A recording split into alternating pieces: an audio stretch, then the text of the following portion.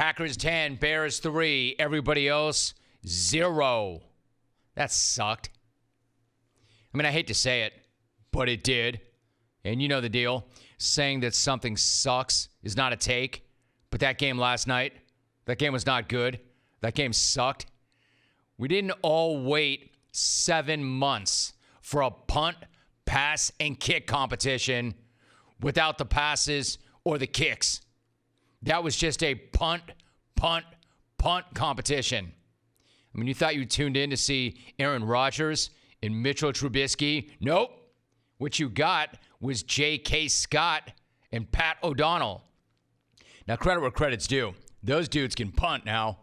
O'Donnell was letting it rip for the Bears. 8 punts, 341 yards, an average of 42.6 yards per kick, 3 inside the 20, along a 53. Are you kidding me about that guy?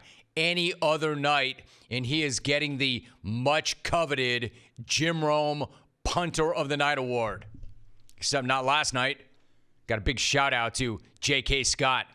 That 6'6" monster put on a punting clinic. Did you check this cat's hamstring flexibility? His hip mobility? Because I know you saw his 9 punts for 428 yards, an average of 47.6 per kick, including a long of 63. 5 dimes he dropped inside the 20. You do that, J.K. Scott, and I'm going to go full government on you. John Kimball Scott. And that's got to be a jungle first. Full government for a punter. I haven't seen a Kimball go that nuts on Chicago since Harrison Ford was screaming about falsified medical research in The Fugitive. Devlin McGregor could give you Provasic. And truth be told, for most of that game, I would have much rather have been watching Harrison Ford in an early 90s film. Or better yet, Harrison Ford piloting a plane. Get off my plane.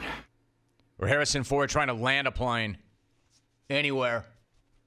At the airport, on the freeway, on the roof of this building,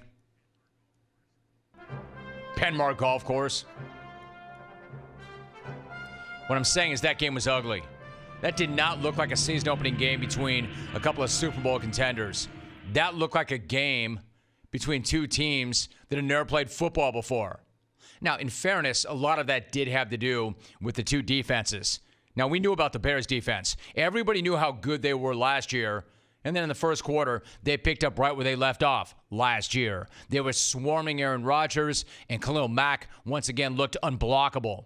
The question about Chicago's defense had been, how much was it going to miss Vic Fangio? If Jerry Jones would have been involved, he would have been saying, Vic who? Vic who? Jarrah would have been like, that Bears defense just circumcised a mosquito. Circumcising the mosquito. Chicago's defense was a known fact. We knew this. The Chicago defense was a known fact. The Packers defense, not so much. In fact, that was a question mark. Yes, they upgraded it big time on paper. And yes, they threw some crazy jack at it in the offseason. But you never know until you're on the field. And now, after 60 minutes of watching that Packer defense on the field, now we know. Most of all, Aaron Rodgers knows. And Rodgers could not wait to let everybody else know about it right after the game. Then he met with the media afterwards. Quote, what we did on defense, I think we showed the league and folks watching that we're not just an offensive football team anymore. We've got a defense. And the guy literally would not stop talking about the defense. You think he's hyped on Pettin and that crew? Did you see that shove that he gave Pettin when the game was over? Man, that was a lot of excitement and a lot of energy and a lot of hype in that shove. He was pumped, and he should be. Hey, listen, on that point, let me address some of you dopes who seem to think that all that love that he was giving to Pettin was actually nothing more than a passive, aggressive dig on his head coach, Matt LaFleur. It's a moronic take. It's a garbage take. Garbage! Rodgers was not hyping Pettin to crack LaFleur. He was hyping Pettin because that defense just won them a critical divisional matchup on the road when the offense really couldn't get much going at all. Rodgers knows it. He was hyping Pettin because he knows that this has the potential to be one of the best defenses he's had since he's been there. He knows that defense looked great last night, and it's still going to get even better. He's hyping Pettin because he knows when the offense catches up to the defense that is a legitimate Super Bowl caliber team right there. That's why he's hyping Pettin, not because he's taking a not-so-veiled shot at LaFleur. Again, when was the last time Rodgers and the Packers had a defense like this? A defense that wreaks havoc. A defense that causes this many problems for an opponent who won 12 games and the division last year. Because last night, that Packer D turned Mitchell Trubisky inside out. And speaking of which, more on Trubisky later on.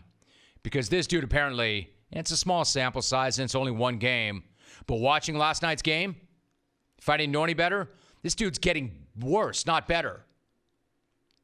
And the Bears offense is going to get their own take. He's going to get his own take. This take is focused on the Packer defense, a defense that held Chicago to 3 points, a defense that had 5 sacks, a defense that forced 8 punts. Rookie Darnell Savage lived up to his name. The Smiths, Za'Darius and Preston were everywhere, combining for 9 quarterback pressures and 2.5 sacks. And they had this monster play from former Bear Adrian Amos to ice it. And as I tweeted last night, Mitch gonna Mitch, Bear's gonna Bear. And if it looked like Amos knew what was coming, it's because he did. Tramon Williams told Stacey Dales after the game they knew exactly what was going to happen. Yeah, man, it's funny, right? Really funny when you go into the enemy's house and you play D like that. Yeah, I know it's only one game, but in that one game, that defense looked dominant. And it says right here, that defense, you've got some new pieces. Defense coordinator, I'm telling you, they're going to get better. That defense was dominant last night, and it's only going to get better. And yes, Green Bay's offense is still a work in progress. But it would appear that after only one game, we all wasted a hell of a lot of time and a hell of a lot of energy speculating on the relationship between Rodgers and LaFleur, because those two look just fine. Even though the offense struggled, I didn't see either one of them freaking out on the other guy when things didn't work out.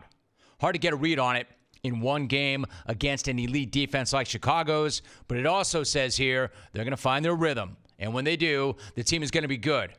Also on Twitter last night, I said that Aaron Rodgers, his preseason was in the first quarter. They'll find their rhythm. They'll get better. And then once that offense does catch up with that defense, we're going to be talking about the Packers being on the short list of teams that have a legitimate chance to win it all.